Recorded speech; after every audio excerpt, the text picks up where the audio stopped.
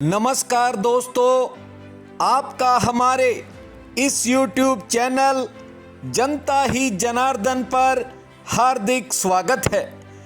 दोस्तों, बारामती लोकसभा सीट पर ननंद और भाभी के मुकाबले के कारण महाराष्ट्र के दिग्गज नेता शरद पवार की प्रतिष्ठा दांव पर लग चुकी है।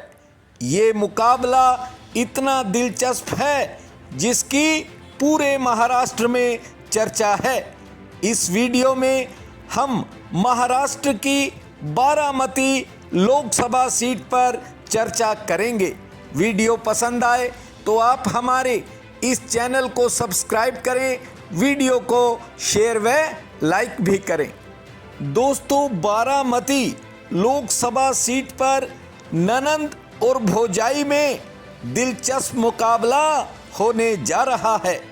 महाराष्ट्र के दिग्गज नेता शरद पवार ने अपनी बेटी सुप्रिया सुले को मैदान में उतारा है। शरद पवार के भतीजे अजीत पवार की पत्नी सुनेत्रा पवार ने भी अब अपनी ताल ठोक दी है। मजेदार बात यह है कि शरद पवार की राजनीतिक विरासत की इस जंग में एक आज़ाद उम्मीदवार भी कूद चुका है जिसका नाम भी शरद पवार है। बारामती में तीसरे चरण में 7 मई को मतदान होना है। महाराष्ट्र की सियासत में शरद पवार की राजनीतिक विरासत की जंग चल रही है। शरद पवार अपनी बेटी सुप्रिया सुले को अपना उत्तराधिकारी बनाना चाहते हैं। शरद पवार के भतीजे अजीत पवार अपने को असली वारिस साबित करने में लगे हैं। विधानसभा में शरद पवार की पार्टी एनसीपी के विभाजन के समय अजीत पवार का पलड़ा भारी रहा था। चुनाव आयोग ने अजीत पवार की एनसीपी को ही असली माना था। अजीत पवार महाराष्ट्र के डिप्टी सीएम बनने में भी कामयाब रहे थे। शरद पवार के खास बारामती में विरासत की जंग का अगला हिस्सा देखने को मिलेगा। 18 अप्रैल को सुप्रिया सुले और सुनेत्रा पवार ने अपने नामांकन पत्र दाखिल कर दिए थे। महाविकास अघाड़ी की ओर से पर्चा दाखिल करने आई सुप्रिया सुले के साथ डॉक्टर अमोल कोले और अजीत पवार के भतीजे योगिंद्र पवार मौजूद थे। दूसरी तरफ महायुति नाम के गठबंधन ने शरद पवार के बारामती किले को ढहाने की कसम उठा ली है।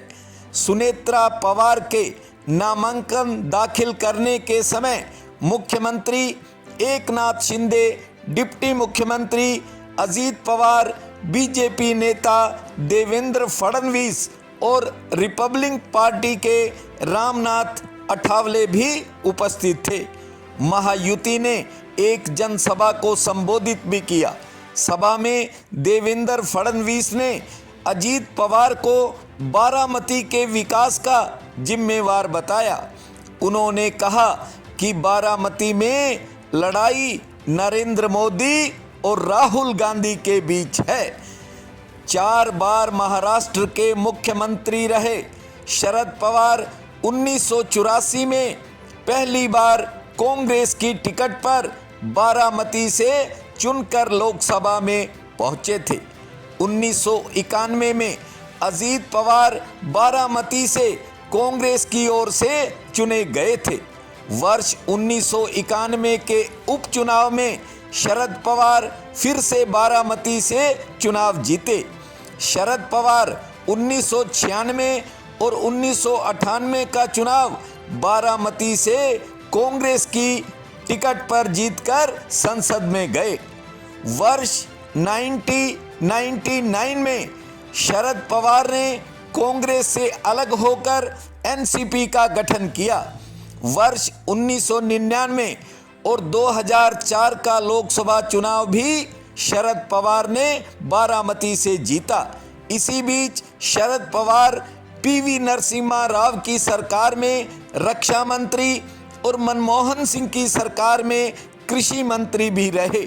पिछले 3 चुनाव बारामती से सुप्रिया सुले जीत रही है। मजेदार बात यह है कि शरद पवार की समृद्ध राजनीतिक विरासत की लड़ाई में एक आज़ाद उम्मीदवार भी कूद गया है, जिसका अपना नाम शरद पवार है। पेशे से ऑटो रिक्शा चालक शरद पवार ने अपना नामांकन जमा कर दिया है। Sharad Pawar gig worker front के सदस्य हैं। फ्रंट द्वारा महाराष्ट्र की अन्य लोकसभा सीटों से भी अपने उम्मीदवार खड़े किए जा रहे हैं। ऑटो चालक शरद पवार अपना आदर्श राजनीतिक शरद पवार को मानते हैं। 1988 में उनकी दादी ने ही उनका नाम शरद पवार रखा था। उस समय शरद पवार दूसरी बार महाराष्ट्र के मुख्यमंत्री बने थे। 36 साल के शरद पवार ने बताया कि उनकी कहीं सुनवाई नहीं होती। वर्कर की समस्याओं को सामने लाने के लिए उन्हें चुनाव लड़ना पड़ रहा है। विधानसभा में सत्ता की जंग हारने के बाद बारामती लोकसभा का चुनाव शरद पवार के लिए एक अग्नि परीक्षा बन गया है। पिछले 35 सालों से बारामती पर एक छत्र राज कर रहे शरद पवार के लिए यह एक मुश्किल का समय है। इस वीडियो में इतना ही। मिलते हैं एक नए वीडियो के साथ। तब तक के लिए आपका बहुत बहुत धन्यवाद।